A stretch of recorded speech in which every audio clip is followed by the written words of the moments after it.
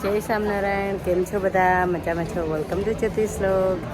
અમે આવ્યા છે એરપોર્ટે કે મમ્મી પપ્પા જાય છે આફ્રિકા.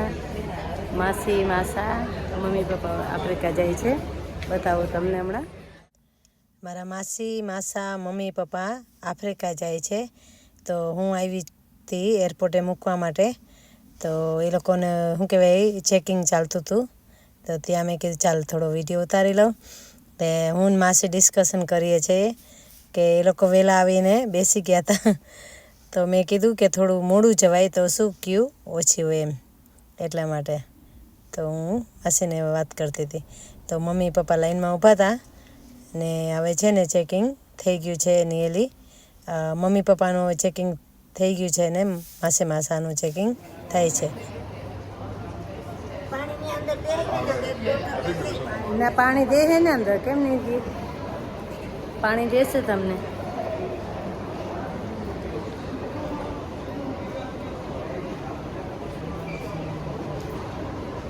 જાયફળ લેતા આવજો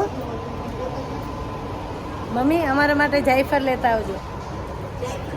જાયફળ તો જ લવિંગ. ઓકે, હા સરસ મળે ત્યાં એટલે.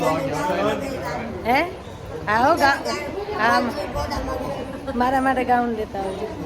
હે કોટનના ને ઓલા મસ્ત આવે લૂઝ કાપડના. ઓકે ચાલો આજે હું વઘારું છું ચોરી બટેટાનું શાક.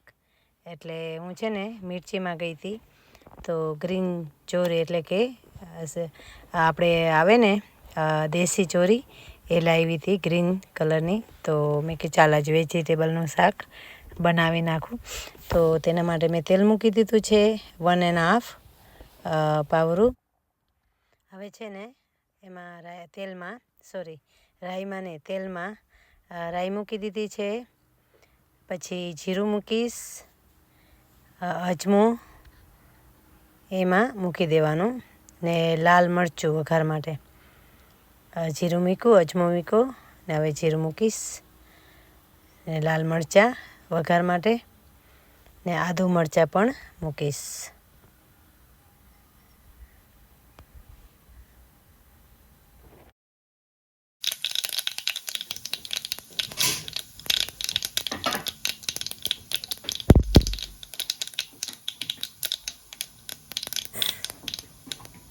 હવે જો સરસ શું કહેવાય તતડી ગયું છે રાઈ, જીરું ને અજમું. હવે છે ને હું એમાં આદુ મરચાં મૂકીશ. આદુ મૂકી દીધું. હવે એમાં છે ને આપણે શું કહેવાય મેં ચોરી પણ મૂકી દીધી. ચોરી ને બટેટા એનું શાક હું બનાવવાની છું. ને હવે છે ને એમાં સરસ રીતે હલાવી લેવાનું. થોડી વાર હલાવી લેવાનું ને હલાવીને એમાં નિમક, હળદર, મીઠું આ બધું એડ કરી દેવાનું. લાલ મરચું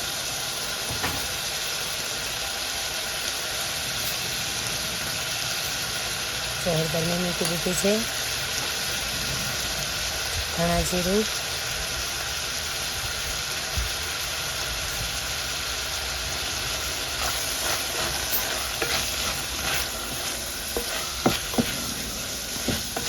બધી એવી રીતે મૂકીને હલાવી લેવાનું.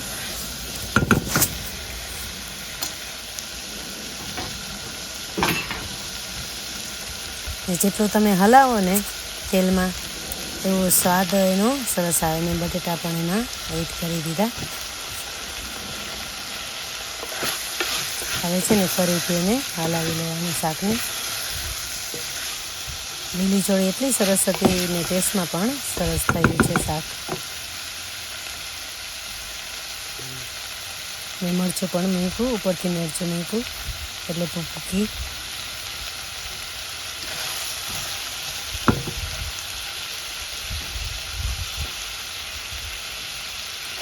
થોડી વાર રહેવા દેવાનું પછી એને હલાવવાનું. આઈ મીઠું પણ એમાં એડ કરી દેવાનું.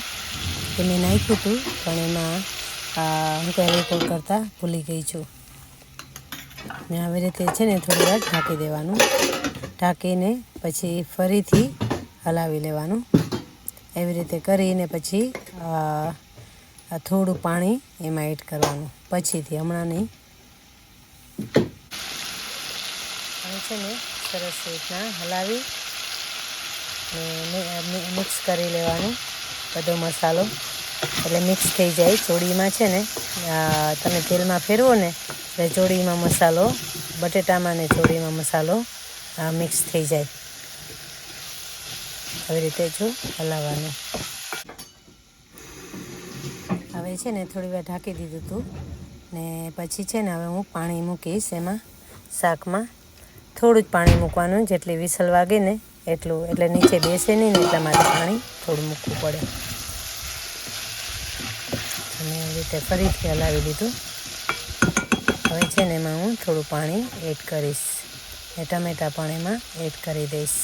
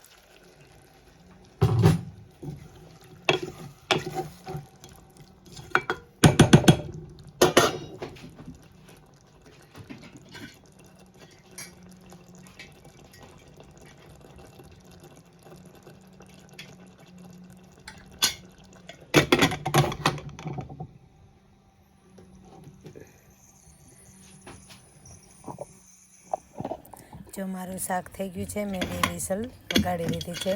એટલું મસ્ત શાક થયું છે. પ્લીઝ તમે લોકો પણ બનાવજો. પ્લીઝ સબસ્ક્રાઈબ ને like my YouTube channel. Thank you so much. Bye bye.